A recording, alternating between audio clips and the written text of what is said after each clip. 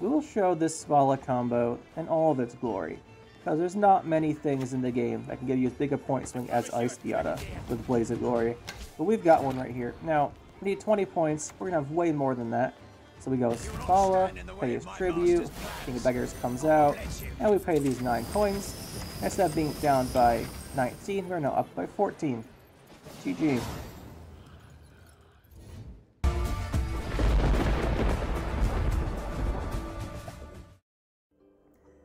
Today we're going to be playing Jackpot with some bounties. This is the new deck. I wanted to try out the power of the Savolla King of Beggars combo, which you'll see in this video, for sure. So, nothing earth-shattering with the deck. I went for a Devotion version. You can run a non-Devotion version if you want. The big advantage of the non-Devotion version is you cut the Vivaldi Bank. This is actually pretty interesting. And you can run Royal Decree, because every other card that's important is a unit. So you can cut the Bank for Royal Decree, and then you have a more consistent search card instead of the Bank. You lose out on 3 coins, but usually those coins are lost anyway. So Decree might actually just be a better search card than Bank, which is something to consider. If you want to do that, make sure you remove the mutant makers, obviously. Now, as far as this real quick, we have the Brute as our finish. This can be our round 3 finisher or our second to last play. It's our round 3 finisher if we're forced to use Savolla early, and otherwise it's our second to last play as a big card, which is pretty good. Now we're going to play the Bounty Engine, so we have the Witchfinder, Professor, we have the Freak Show to do damage, Kurt for another bounty. Usually you can purify the 2 Executioners, the 2 Witch Hunters, running both here, and that'll make up our package of bounties here. We didn't go all in on the bounties. We just have enough to get good value from them and do a bit of control, because we don't really need the Scoundrel. And we don't really need Graydon. Graydon I've never had great success with, because it's kind of hard to get him a good target. So it's kind of rough. We don't want to keep going with Caleb. And Scoundrel I just haven't had... It's decent, but usually nowadays I've found that there's too much point slam to get a ton of value from him, and there's better things we could run. And then Slander I found wasn't worth it. I'd rather have something with a body like the Witch Hunter Executioner, just because in Jackpot, which we're running, the coin generation is less valuable because you want your units to give you coins, that way they boost. And we're going to be at 9 coins a lot, so Slander might get coins wasted. So yeah, that's what we're talking about here. We have the Siki for a bunch of coins. We have 6 gang, so he's profit 10. If you're already at 9 coins, he just plays for 14. That's pretty nice. Otherwise, he gets you to your 9 coins. King of Beggars you want to keep in your deck until you use your Savolla's tribute. It's a lot like Eist and Yada. You keep your Yada in your deck, you keep your King of Beggars in your deck, and then when you use your Blaze of Glory, or in this case when you use Savolla, it comes out as a massive point swing. Basically the same idea here, other than the fact we don't have damage, but it plays for more points. So, trade-off there. It's quite nice. And you pretty much you never want to play Savolla without King of Beggars in your deck, otherwise he's not coming out. Then we have the Bank I mentioned, the Flying Redanian to come out of our deck. Talked about some of the bounty stuff here. And then with the Sewer Raiders for another thinning. Of course, Blacksmith, this could be a different 5 provision card. You could go with a Confession Extractor if you want more coin generation, but I didn't want to because, like I said, we're going to be at high coin counts pretty frequently, but you do open with Confession Extractor, so that shouldn't be a problem. You just play it first, and that would be a decent consideration. I tried it out. I just like, of course, Blacksmith as a card. It helps us protect stuff, and that's pretty useful. You could also go with... Where is the other guy? You could go with Bloody Good Friends instead if you want, or a Payday for control, or even a Hysteria. Hysteria is interesting for the bounty and the double damage, but I decided to go with, of course, Blacksmith because I like him the best. Very flexible here. And then we have the 4 version cards. Tax Collector is really good in Jackpot because even if you're at 9 coins, he's a point a turn. Otherwise, it gives you a coin a turn, and a coin a turn is usually worth more than 1 point a turn. So he's really good. He'll pretty much always die though, so opponents will remove him. Sea Jackal as our spender, other than round 3. Round 3 you don't need one if you still have your Savolla combo, because King of Beggars will spend your coins. You don't need that many spenders in the deck, because with Jackpot, any excess coins you generate from units will boost them instead. So we don't need that many spenders. 2 Peaches, just another engine we can throw down for 4 provisions, quite nice, and then 2 Mutants Makers to generate coins. Pretty standard deck here, nothing crazy. You'll notice though we aren't playing Junior. Junior's a big exclusion here. Just the reason why is because I didn't think we needed him. it's kind of hard to fit all the upper end cards here because Savolla and King of Beggars take up 19 provisions. That used to be where I'd put in Junior in a Jackpot deck. So I ended up having to cut them. I was also running the non-devotion version earlier, trying out the World Decree, and I obviously can't run Junior in that. And then after I went back to devotion, I just found I didn't really feel like I needed him in the deck. You can certainly include him if you want. You could also remove the Brute. Really how you include him is removing the Brute as a second finisher. The Brute's really good as a backup if your Savolla is forced out early, but if you're confident your Savolla is never getting forced out and Savolla is going to be your finisher and you don't need the Brute, you can cut him for the Junior, then bump up 4 provisions elsewhere in the deck, which is quite nice, especially in the bronzes, because we have, what is this, 10 4-provision cards? You can bump up a couple of those. That'd be nice. So the Brute's where you swap out for Junior, and you get 3 extra provisions to use down here. So that's the deck, and it's worked pretty well. This is actually really successful, and I can't wait to show you guys how it works out, because this finisher of Jackpot, we'll just say you already used Jackpot. Just say you have 9 coins. You go Savolla. Savalla's worth 12 plus 6 is 18. The profit gives you 2 points if you already have 9 coins, so that's 20. King of Beggars comes out for 4, 24. Then he pays 9 coins. That's 33 points. Very comparable to a Eist Blaze of Glory with Yutta. The only difference is that with the Eist Blaze of Glory, you have potentially 12 damage and a little less points, unless you get the ploy with the Bloodthirst off. If you still have your Jackpot ready and then use it to get the leader ability, it's a huge swing. Very nice. And I can't wait to show you guys this combo, although I'm pretty sure you've probably seen it by now, but it's very good. So let's get into a game here. We're going to be facing, oh perfect, Blaze of Glory. I was just talking about Blaze of Glory and how our finisher is pretty similar in a lot of ways to theirs, other than the fact that they do damage, and we don't. So our goal here will be to force out Eist early. If we can't force out Eist early, it's fine. We will just go with our Savolla finisher, and hopefully we'll be ahead at that point. Now, this hand's not, it's okay. Our problem is we don't have a damage spender. Without a damage spender, our bounties are much worse, and that makes this round pretty bad. Thankfully, though, he is probably playing a bunch of devotion cards, and Blaze of Glory is a deck that can struggle round 1. It just doesn't have the point slam it really needs, and its control will be good, but not amazing versus our deck. So in general, if you guys have played any sort of Jackpot decks in the past, where you know the strength of Jackpot, and I guess I'll explain here for a second while we just play some bronze engines and have them removed for a little bit here. We'll play all the engines first, try and get some to stick, and then play our Sewer Raiders. The idea of Jackpot is it's incredibly strong because essentially you only need 1 spender per round. You need a spender to spend your coins as your last card. Otherwise, all of your units that give you coins, if they would over-profit or give you, over-profit, they boost instead. So you don't need any spenders until the last card. One of Syndicate's difficulties a lot of times is balancing the coins with the spenders. This way you don't actually have to worry about that at all, unless you're doing the bounties and damage. So you do need to manage it somewhat, but it's not like if you're playing a different leader ability, you just have to have spenders. If your spenders get removed, you're in trouble.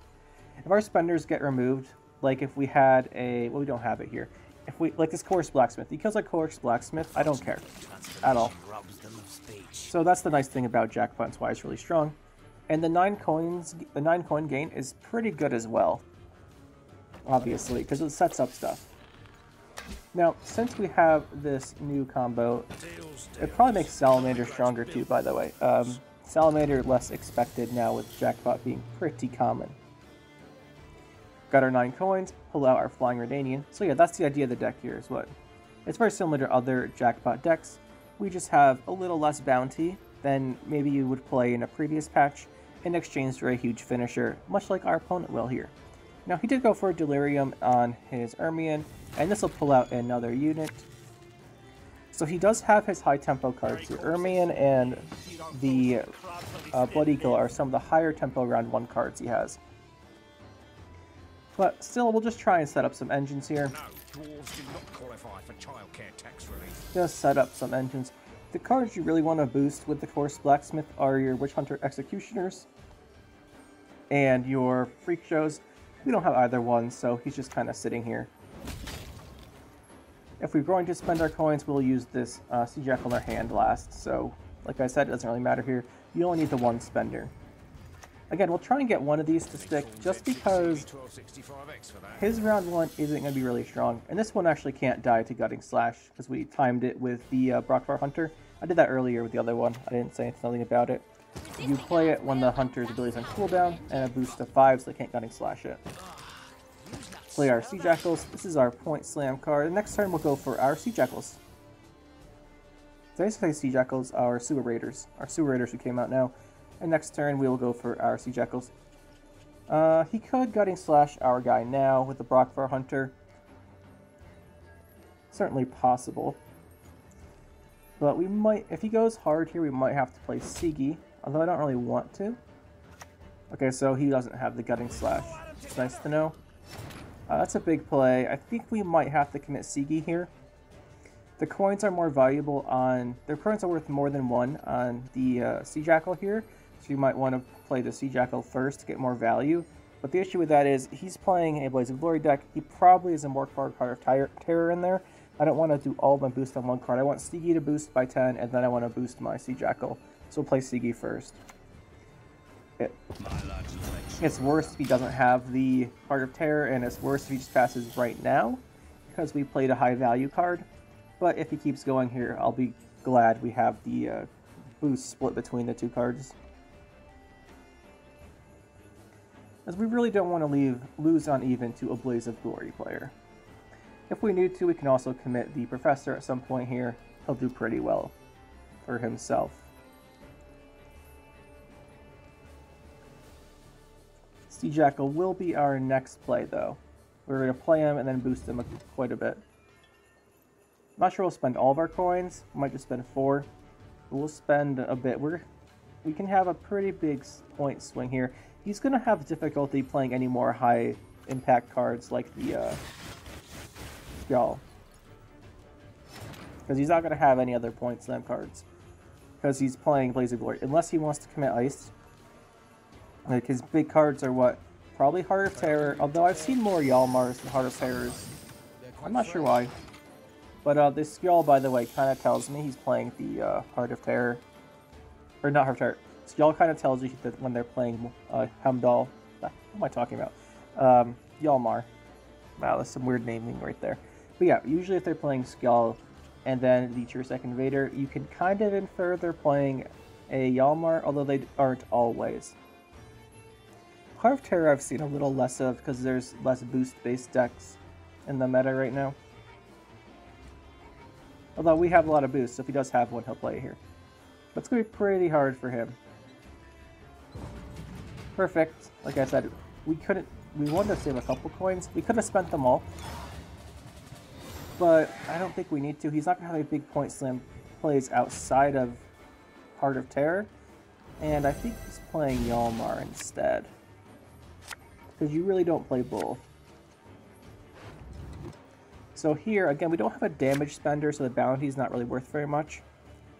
Professor still is, but this hand really lacks a bounty spender. We can find one with the bank, though. Let's go to Sea Jackal. Oh, perfect. Perfect. I think we bleed here. The reason why we bleed... Do we bleed? Let's see.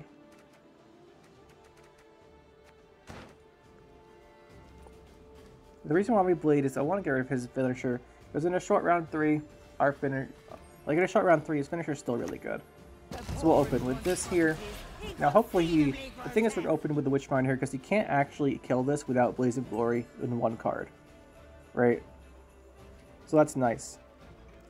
And then even if he does like set up damage on it, like hit it with a Gutting Slash or something to kill next turn, we can then go out with a Professor or something like that. But I want to bleed him because they're pretty... The Eist players are pretty vulnerable getting that combo bled out. And we should be able to, and I'm not confident in a, well, I'm not saying I'm not confident in long round. His long round, his cards get better in round 3, right? Because they have Veteran. and the Evolve if he's playing the other one. The Herald, the Cripple. Okay. Now, we can just purify that and put Bounty on it. Otherwise, we'll start blocking our bounties. Now, he's obviously set this up to kill. He's already played Delirium, and he's already played Giga Scorpion Decoction. He doesn't have the setup for Gutting Slash. So, in order to kill this, he's going to have to Skjortle, Leader Ability, or Yalmar. And if he plays Yalmar, it confirms that there's no Heart of Terror, which is good for us round 3. For our Brute, probably. Yeah, there's Skjortle. That was one of the options. Now, we'll just kill this with Executioner. I think he'll kill the Executioner. But that's fine. This gets us to exactly 7. And then we get 7 back. It would be nice if our Flying Redanian came back out, but I'm not going to overly dwell on it.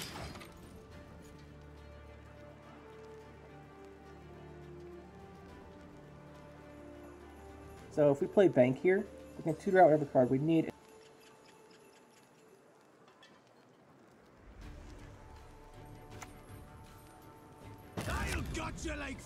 There's a Gutting Slash, we'll lose that.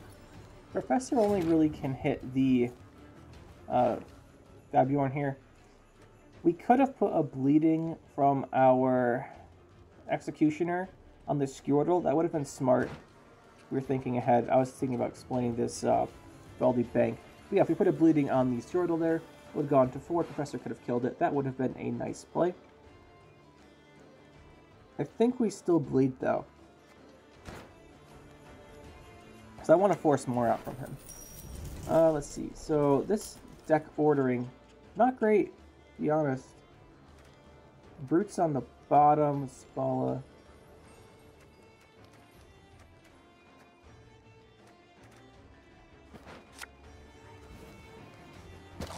We'll get this because it's Witchfinder, and it threatens to get a lot of points, and he's played a lot of removal.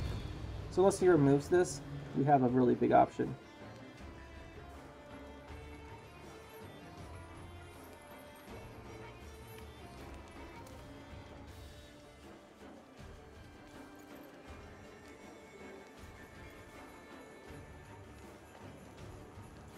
Very strange.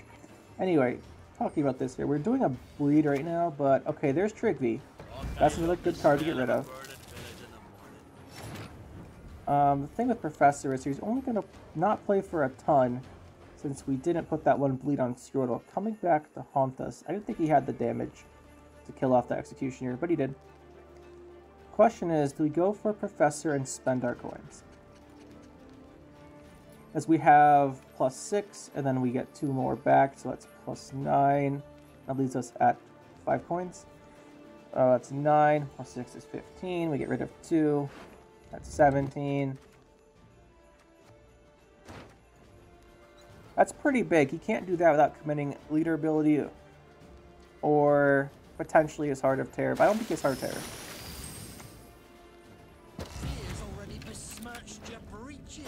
We'll kill this. Again, we would get 4 more points if we put that one bleeding out earlier. We'll just go with this. And there's the 6 damage. So we are up by, he needs 15. 15 is going to be basically impossible without either Heart of Terror or Leader Ability. If he throws out Heart of Terror and he has his Leader for round 3, I think we're still in this.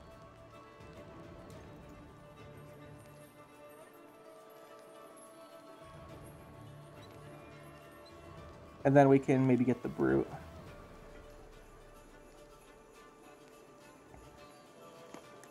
We'll have to see here.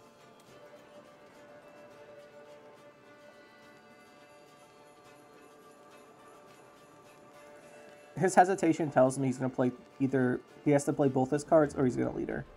There's the Yalmar we talked about. 10 damage, which is the max Yalmar could do, by the way. And there's King Brand, so he keeps his Leader ability at the expense of bleeding out both his cards. That's good for us. Our finisher is bigger than his. Not often you hear that going up against a Blaze of Glory, but it is true. Like I said, we'll draw this, we'll put it back into our deck. And then I'll guarantee this Savolla combo goes off, and... oh, perfect, we got the Beast. So we'll open with the Peaches here as a little bit of an engine. He'll probably answer it. Okay, that's not a gold card, I'm pretty happy. Our finisher's going to be bigger than his, so he has Eist in his hand. Something else. Go with the Peaches here. We can... I think we should Jackpot now. There's no reason not to Jackpot now, because we'll get the boost from the Beast either way. And the Kick of Beggars will spend. So we'll just Beast, or we'll go with the leader ability Jackpot here. And then we'll play the Brute next turn and finish with Savolla. We have last say, but our points will be pretty spread out. Now let's see what he does here. This might be Eist. If this is Eist, we'll demonstrate how our combo is bigger than his. Because not often you have a deck that's a bigger point swing than Eist, but here he is. It's going to be 6 points. There's the 5 damage. Yoda comes out, and now he's up by 22. That's a pretty big swing. I will admit he's got this leader. There's order here too, which he might use. Yeah, so big Eist into Yada. He's up by 24. We'll play our Beast. Just take it a little bit easy here. And now we will show this Savolla combo in all of its glory. Because there's not many things in the game that can give you as big a point swing as Eist Yada with Blaze of Glory. But we've got one right here. Now, we need 20 points. We're going to have way more than that. So we go Savolla, pay his tribute, King of Beggars comes out, and we pay these 9 coins. Instead of being down by 19, we're now up by 14. GG. So hopefully that was a pretty good example of the deck there. We went for a strong round 1. Even though we didn't get any damage spenders, the damage spenders really carry you if they're not answered. We didn't really get that round 1, which made it a little awkward, but we got the round 2 where he bled out all of his good cards other than the Eist. And then we took round 3 pretty convincingly with our big finisher. This game we're facing Deathwish, which makes it, well, Deathwish is very interesting. We like facing them here. Be slightly annoying if he's playing the, well, the issue with Deathwish is they can consume your bounties, right? Normally that's not too bad, because you still get the coins when they do it. But we're going to be at high coin count. So when he does that, we don't actually gain any coins.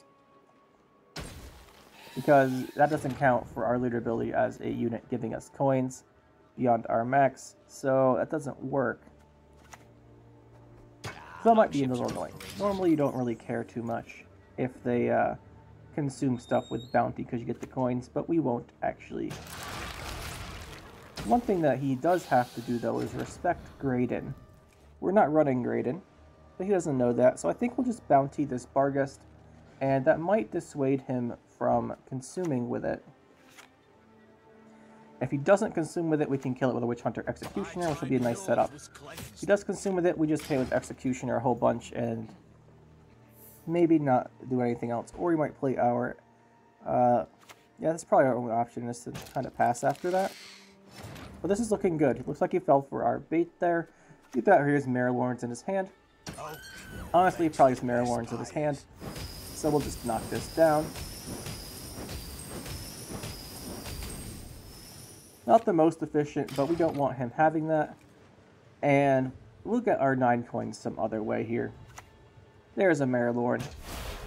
Kind of knew that was coming here. We can put our Curt Bounty out and then go for our Executioner and pull out our Flying Redanian. Pretty good here. Our overall strategy for this matchup's probably going to be... Well, I want round control. So I want to bleed out Haunt. We're not dealing with Haunt round 3. He's already going to have probably Detlaff Arrakis Queen for round 3. So we want to prevent that if possible. And the best way to do that is just control the round. We can beat just Detlaff double leader charge as a finisher. I just don't really want to deal with Haunt in that round as well, because that might be too much. We can remove this Harpy here. Again, it's not the most efficient use of Bounty, but I really don't want him getting another Deathwish card if he has the Mushy Truffle or a second Harpy, which they usually do. So even though this isn't the most efficient use of coins, I think it's the best, gives us the best chance in the round. And we're up by 17. So there's his pass. That's pretty nice. And now we'll try and get rid of the Haunt next round. Maybe bleed him a little bit. We won't play any of our gold cards, I don't think. But we'll see what happens here. If he doesn't commit the Haunt, we should have a good shot. Yeah, we never got that Flying Redanian out last round. Little unfortunate, but put it back in our deck. Put this guy back. We don't have a damage spender again. It's not like we're running few. We're running all the ones we really can. We have Freak Show and both of the Executioners. There's not really any more you could theoretically play. I mean, you could run Tunnel Drill, but that's a Tunnel Drill type deck, and then you really need Crimes, and Tunnel Drill's interesting now. It's still a good card if it lives a turn, but living a turn can be the problem. Let's just gain some coins first here. We'll go Tax Collector next. We'll go Tax Collector first, because if he's playing like Rot Fiend or something, we want to make him risk the damage, not hitting the target he wants. Because he could Rot Fiend or potentially Maruna with a Leader Charge and steal the Tax Collector. I'd rather just not have him do that. Oh, Imperial Manticore. That's the other one we were thinking about. And we lose our Tax Collector. Okay, we just gave him a 50-50 instead of a 100% chance. In exchange, we lose 1 coin. I don't mind. Now, I think we'll just play our Sea Jackal, and we might pass from there. Because he's going to have no problem. Maybe play 1 more card past that to make him play something other than Bronze Deathwish cards and Haunt. We only have bronzes left in our deck, really, other than the Brute and Sigi. Not Sigi, other than Freak Show. So we'll try and just use our bank here. We have everything we need, so I'm not worried about consistency right now. I'd rather do this to thin out this Flying Redanian, so we don't have to worry about drawing it again. I think that's a good use of our bank. The only card we really want to draw there is going to... He's going to go for the 50-50 again. No, he's not going to go for it. I really thought he would. Oh, he did? Okay, this one misses. Fair. Got one he wanted, got one he... Let's just throw it on the Sea Jackal. We're not going to spend coins. We'll carry those over. But we'll see what he goes for here. We got rid of Maruna, which is nice. But I don't think it was going to have a target round 3. And there's the Mushy Truffle we talked about. So he did have that in his hand. And now we can't get the Bonded Harpy round 3 if he does have it. He does have the carryover though. But I'm not concerned really. We just have to make sure he doesn't get to consume Detlaff with Arrakis Queen. It should be okay. That's usually what these decks do. And if you saw my deck lately on a similar type of strategy, I don't think I was running Karen in it. But what a lot of people do is you set up 3 Detlaffs from the Arrakis Queen and Abaya. And then you have a K-Ring consume all 3 as your last play. So we want to prevent that. Freak Show is perfect. We want to set up coins, so potentially just kill Detlaff. If he plays Detlaff, I'm just gonna kill it. That's the plan here. We'll just jackpot kill it. Perfect. We'll demonstrate what I'm talking about here. Normally you'd say this is probably bad because we're activating his death wishes for him, but I'm pretty sure he's gonna get more. There should be Arrakis Queen here.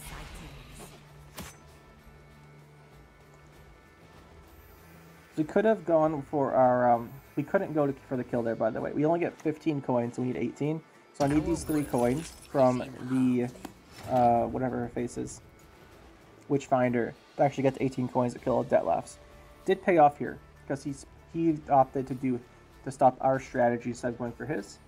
As a result, we will have a big advantage here, because now with these 3 extra coins, which we could not get any other way with our hand, the Witchfinder is the only way to get these 3 coins to get to 18. Now we can kill the Detlaff. And kill it again, and that way he cannot continue with the Arrakis Queen. I was a little concerned he would just go for the Arrakis Queen there. But we needed 18 coins, we can only get to 15 even using Jackpot.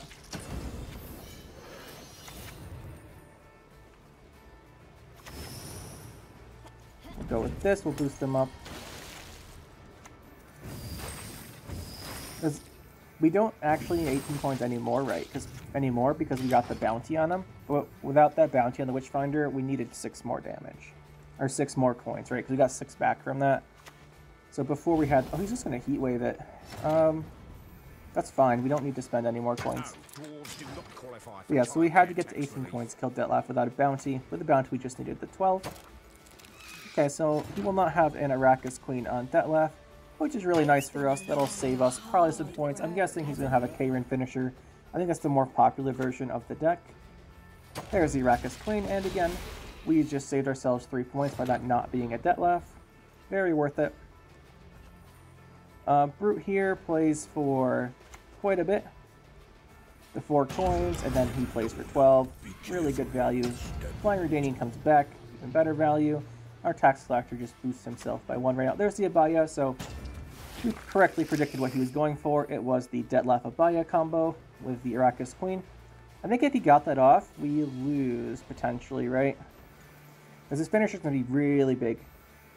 He would get, what, 3 more points from that Deathwish, 3 more. So we'd have 6 more points right now if that was the case. From spawning the Harpy eggs, right? The Deathwish gives 6 points in both cases. The Detlaff Deathwish comes back as a 6. And then the egg comes back worth 6. So we'll go with Savolla here. Pretty sure that King of Beggars comes to a random row. He sure does. So we'll just go with Savolla ranged. I don't think he has a Yurden, but you never know with these kind of decks. Sometimes people play random Yurdens. Play the Tribute here. And again, this is a huge finisher. I'll use this coin, by the way. But we'll take a look here. If this last card's Kairin, we won the game off of killing his Detlaff 3 times. So he couldn't consume it with Arrakis Queen.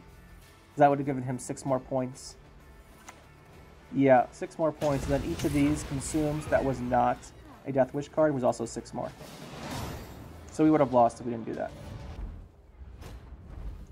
Last game.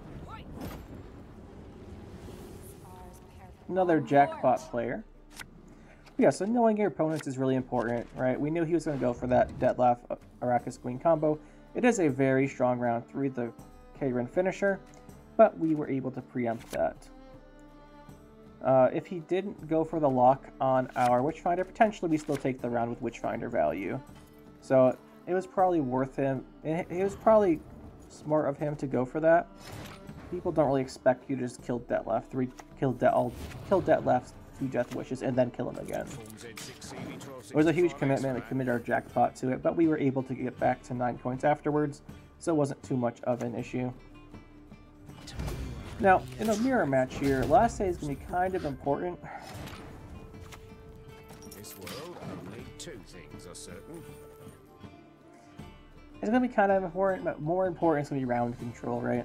And we can force out the cards round 2, that'd be great. He's going to try and go for a push here, try and win on even. If you have a good hand, this is a strong option to go for in a mirror match, right? Because if your opponent's hand is weaker than yours, you get a nice advantage. We're going to lose our tax collector before we get to 9 coins, but we'll get the 9th coin from our, what's his face, Witchhunter Executioner. So plan here is we'll try and defend this push, and then we'll just try and bleed stuff out round 2. That's the plan. If we have a really good hand round 2, like all gold cards, we won't bleed them out, because that'd be a waste. Then again, he may not be playing the exact same deck as us, but so far it looks pretty similar. And we are playing a very standard version of the deck. Okay, there, I mentioned this in the beginning of the video, you can play Royal Decree over Bank. It's a pretty decent option. It also means he might have a Heat Wave, and he might have an Ownermancy. Those are the other things to watch out for.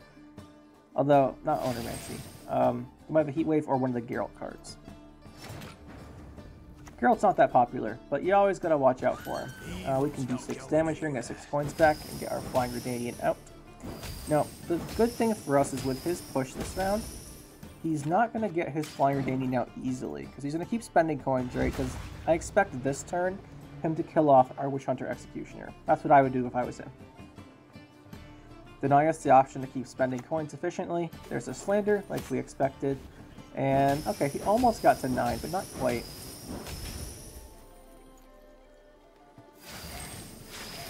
Sigi's a 14-point play here. I don't really want to go with a Sigi. We might have to, though. He played Professor, so he committed a big card, too. I think we'll just go for the Sea Jackal. He still's 4 coins short of getting out his own Flying Redanian, and that could be a problem for him. So he's probably going to try and keep playing until he does that. But if he keeps going until he gets his Flying Redanian out, we have a pretty solid setup. We can go for our Sigi. The problem is, if he plays any more, we don't have a damage spender, so Witchfinder is not a great card. So we'd probably be forced to play Sigi. If he plays another card here that pushes him ahead, thankfully that will probably secure the round, but we will lose him. And then basically he's trading his... This pushes him trading the Professor for our Sigi overall, so what's going on here. Although we got a Flying Redanian out of our deck in the process if he didn't, so we're kind of advantaged. Let's go Bank first, though. Maybe we can hold on to Sigi. Professor's a good choice here.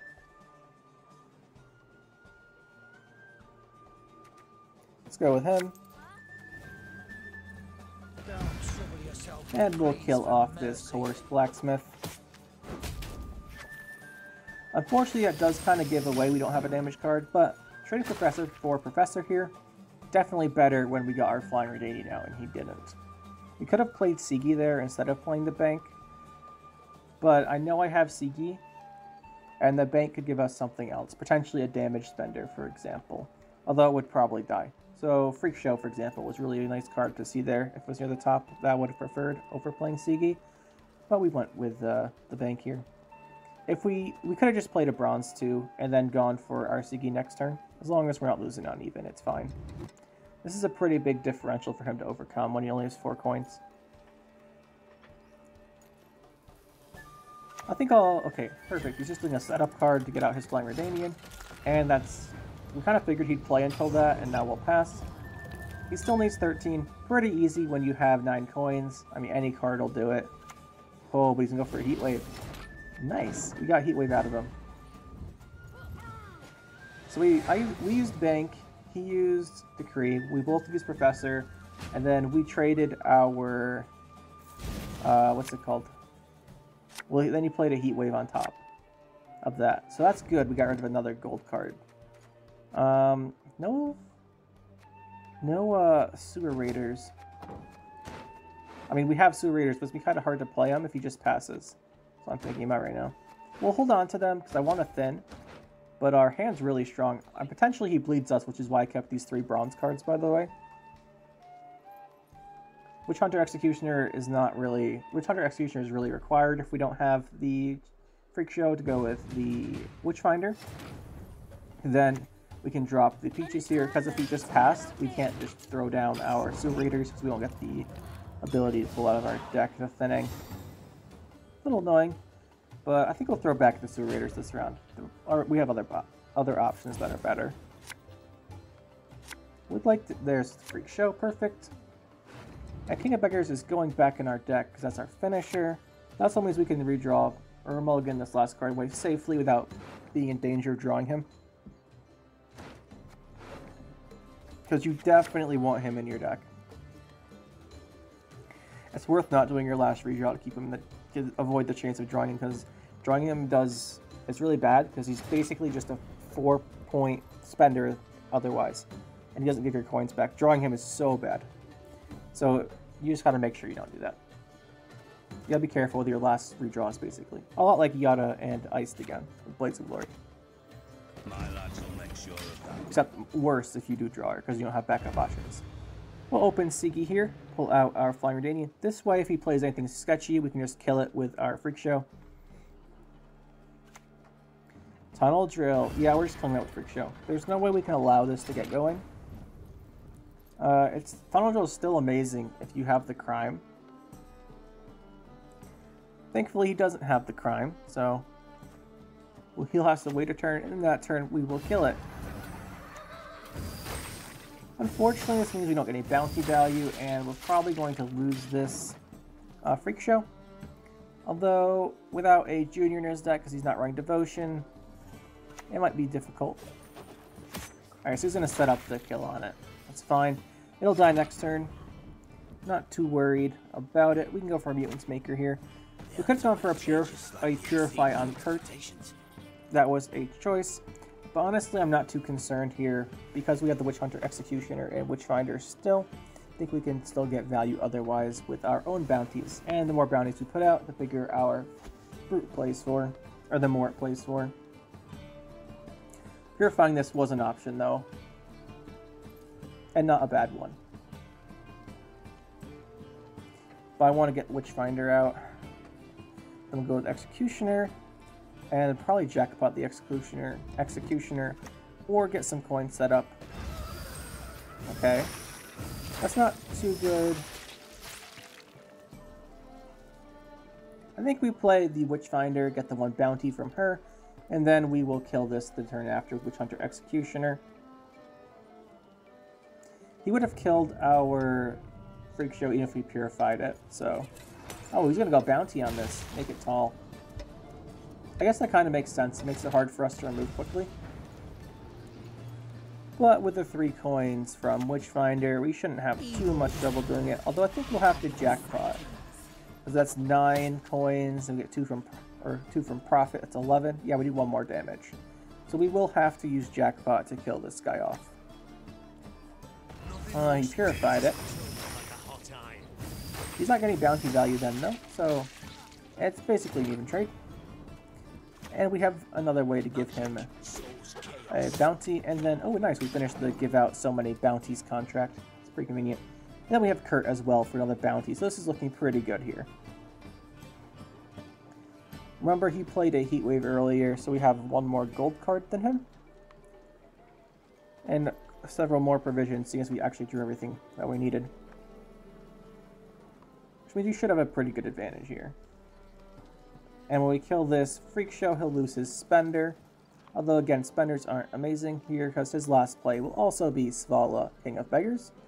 Guarantee it. Guarantee it. And there's a Smuggle.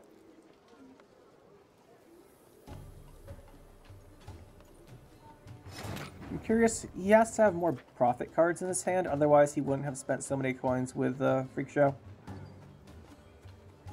The question is, how much do we boost this guy by? Is we have to click Jackpot. We can basically choose how tall to make this Witchhunter Executioner with our Jackpot. We don't want to make him super tall, in case there's like a grade in or something, although he's already played a Heatwave, so I doubt it. Probably doesn't matter, but we'll do it now, put him at 7. I like 7 as a number to put people to. It's usually out of range of everything. Okay, that random bleeding was not awesome. It doesn't matter, because it's a point either way. But, yeah. Got a little overexcited when I was dragging my mouse and put it on Kurt.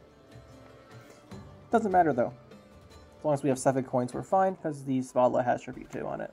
Or Profit 2. Okay, so it's Confession Extractor. Like I said, he must have more ways to get coins if he spent some money early.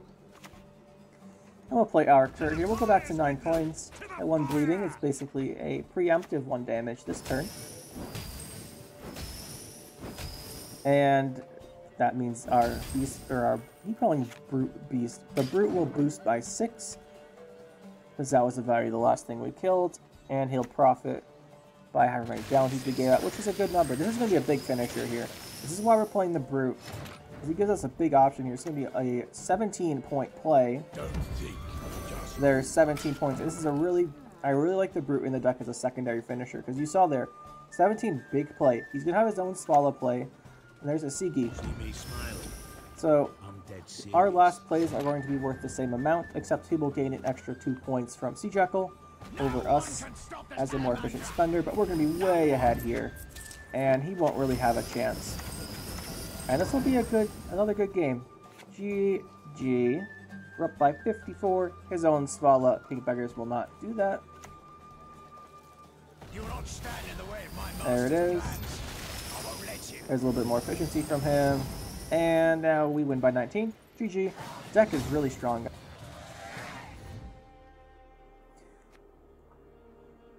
Honestly, I can't remember the last time Jackpot was this strong. It must be when they first made the change, right?